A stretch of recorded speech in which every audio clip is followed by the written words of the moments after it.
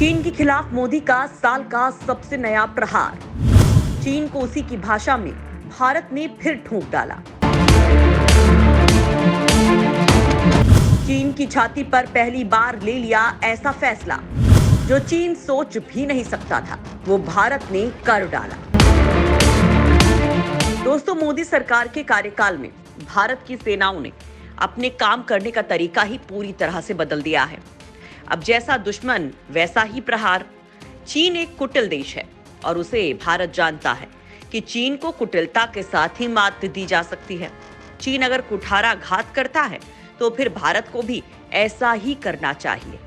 चीन ने भारत को हमेशा से ही धोखा दिया है, इसलिए भारत चीन और उसके गुलाम पाकिस्तान पर कभी भी भरोसा नहीं कर सकता है। चीन गलवान घटना में किस हद तक गिर गया था, भारत भूला नहीं है। खुलासा हुआ कि चीन ने भारतीय सैनिकों पर तब लेजर हथियार से हमला किया था। तब से भारत ने चीन को नए तरीके से मात देने की फुल प्रूफ प्लानिंग बना डाली। दोस्तों, चीन ने अरुणाचल प्रदेश के पास कुछ जगहों पर नए गांव बसा लिए हैं और ये खबर कई दिनों से आ रही है और वास्तव में ये खबर इतनी गलत भी नहीं है।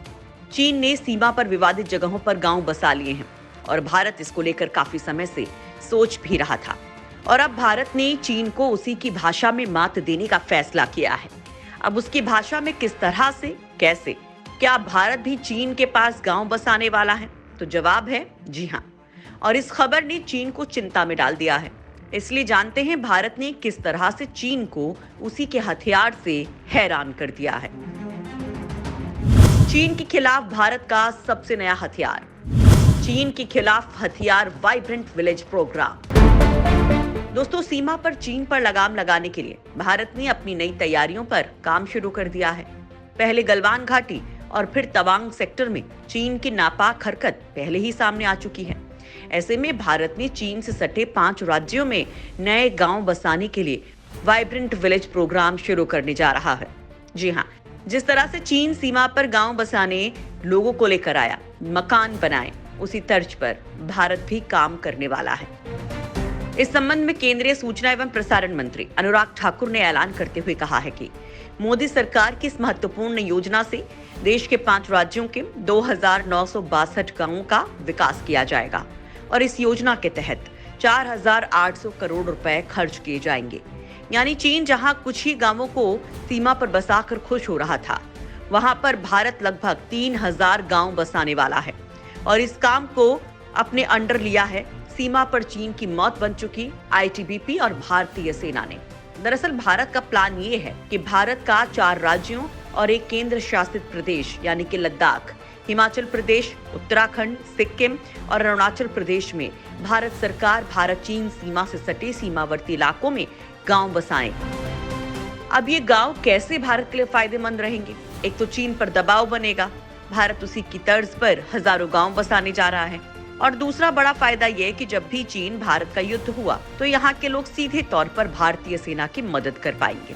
इसके लिए 3,000 गांव बसाने की योजना है और इस पर करीब 5,000 करोड़ रुपए खर्च होने वाले हैं। इस संबंध में केंद्रीय मंत्री अनुराग ठाकुर ने कहा कि इस योजना के तहत 5 राज्यों में, जिसमें पहाड़ी राज्य शामिल हैं, इस योजना के तहत राज्य के सीमावर्ती क्षेत्रों में 100% सरकारी योजनाओं को लागू किया जाएगा, जिससे न केवल यहाँ बुनियादी ढांचा मजबूत होगा बल्कि पर्यटन में भी सुधार होगा।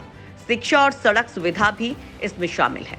इसके अलावा केंद्रीय मंत्रिमंडल ने भारत तिब्बत सीमा पुलिस यानी कि आईटीबीपी की 7 नई बटालियंस को भी मंजूरी दी है, जिससे देश और राज्य को फायदा होगा। इस योजना का नाम वाइब्रेंट विलेज प्रोग्राम रखा गया है, जो कि चीन के खिलाफ एक बड़ा कदम होगा। इतना ही नहीं, लोगों को यहाँ पर ज्यादा से ज्यादा फायदा हो, इसके लिए सरकार यहाँ पर सभी योजनाएं और सुविधाएं मुहैया करवा रही है। भारत क्यों बसा रहा इतने सारे गांव? क्यों बताया जा रहा है इसे सबसे अहम कदम? दोस्तों, दरअसल चीन ने अपने क्षेत्रीय दावे को मजबूत करने के लिए विवादित एलएसी पर कई सारे सीमावर्ती गांव बसाए हैं। सिर्फ इतना ही नहीं, बल्कि उसने सड़कों के जाल को भी मजबूत किया है।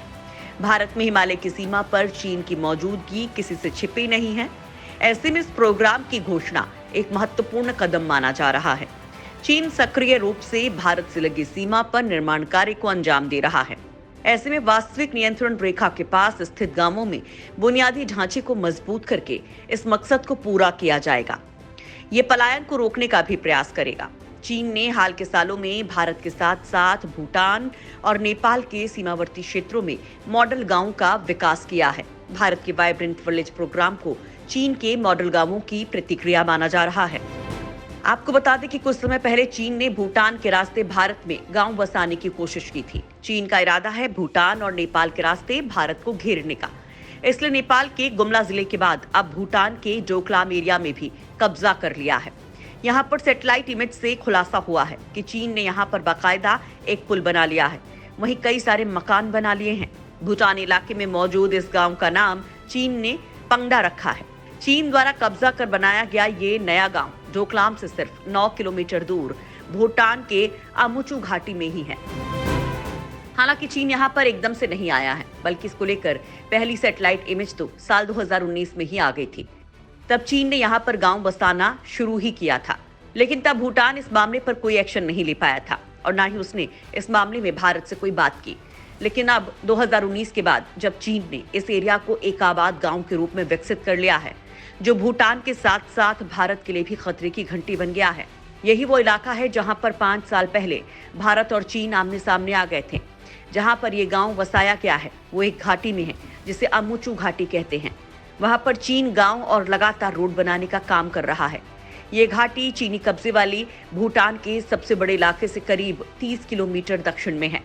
हालांकि इस इलाके पर चीन ने पिछले साल ही कब्जा कर लिया था, लेकिन इसको लेकर अब खुलासा हुआ है। चीन के इस कब्जे के बाद सिक्किम में भारतीय सुरक्षा बल अलर्ट पर हो गए हैं। दोस्तों, चीन के इस कांड की वजह से भारत की सुरक्षा व्यवस्था कितने खतरे में है, इसका अंदाजा आप ऐसे लगा सकते हैं कि अमुचू घाटी जहां पर चीन ने गांव बसाया है, वहां पर चीनी निर्माण की वजह से भारतीय इलाकों तक आसानी से पहुंच सकते हैं।